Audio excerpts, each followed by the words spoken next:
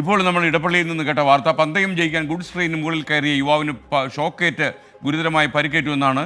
Edappally railway സ്റ്റേഷനിലായിരുന്നു ഈ സംഭവം. സുഹൃത്തുക്കളുമായിട്ട് പന്തയം വെച്ച് ഇടപ്പള്ളിയിലെ ആന്റണി ജോസാണ് ട്രെയിനിന് മുകളിലേക്ക് വലിഞ്ഞു കയറി പൊള്ളലേറ്റപ്പോൾ ആശുപത്രിയിലായിരിക്കുന്നത്.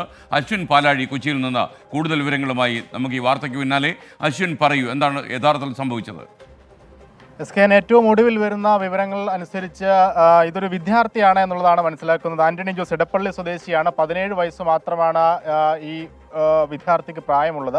ഇന്ന് വൈകുന്നേരം ഒരു 5 മണിയോടുകൂടി സുഹൃത്തുക്കളുമായി പന്തയം വെച്ച ശേഷം ഈ ഗുഡ്സ് ട്രെയിനിന് മുകളിലേക്ക് കയറുകയായിരുന്നു. ട്രെയിനിന് മുകളിൽ കയറുന്നതുമായി ബന്ധപ്പെട്ടായിരുന്നു പന്തയം. അങ്ങനെ ഇവരുമായി ആ ഒരു പന്തയത്തിൽ ഏർപ്പെട്ടാണ് ആന്റണി ജോസ് ഈ നിർത്തിയിട്ടിരുന്ന ഗുഡ്സ് ട്രെയിനിന് മുകളിലേക്ക് കയറിയത്. വലിയ അളവിൽ പ്രവഹിച്ചുകൊണ്ടിരുന്ന വൈദ്യുതിയിൽ നിന്നാണ് ആന്റണിക്ക് പൊള്ളലേറ്റത് എന്നുള്ളതാണ് മനസ്സിലാക്കുന്നത്. ഗുരുതരമായി തന്നെ പൊള്ളലേറ്റിട്ടുണ്ട്. അദ്ദേഹത്തെ കൊച്ചിയിലെ സ്വകാര്യ ആശുപത്രിയിലേക്കാണ് മാറ്റിയിരിക്കുന്നത്.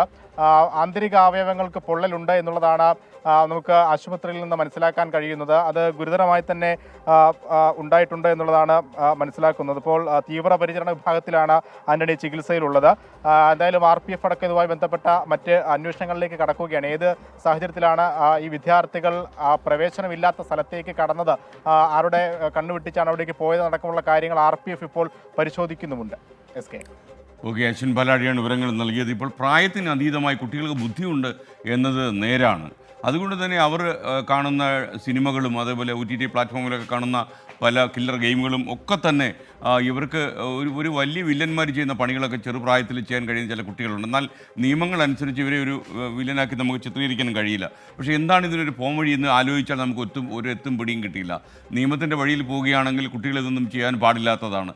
പക്ഷേ ഗുഡ്സ് ട്രെയിൻ പോലൊരു സാധനത്തിൻ്റെ മുകളിലേക്ക് വലിഞ്ഞു കയറുക എന്നൊക്കെ പറയുന്ന വലിയ അപകടമാണെന്ന് തിരിച്ചറിവ് ഈ കുട്ടികൾക്ക് എന്താണ് ഇല്ലാതെ പോകുന്നത് എന്ന് നമുക്കറിയില്ല.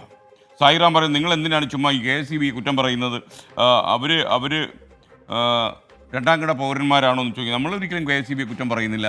KSEB ചെയ്തത് ശരിയാണ് ഒരു പരിധിവരെ. എന്നാൽ അവർ ബില്ലടച്ചതിന് ശേഷം അവരുടെ കണക്ഷൻ പുനഃസ്ഥാപിക്കാത്തതിൽ KSEBക്ക് പിഴവ് പറ്റിയോ എന്ന കാര്യത്തിൽ സംശയമുണ്ട് എന്നാണ് നമുക്ക് പറയുന്നത്. ഷമീൽ ലത്തി പറയും, സിനിമയല്ല ജീവിതം, റിയലീസ് നോട്ട് റിയൽ.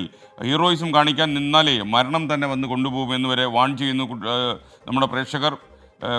സാർ, ഇനി വിമാനത്തിൻ്റെ മുകളിൽ കയറാൻ ഇവർ പന്തയം വെക്കുമെന്നാണ് രാജു ഗീവർഗീസ് ചോദിക്കുന്നത്.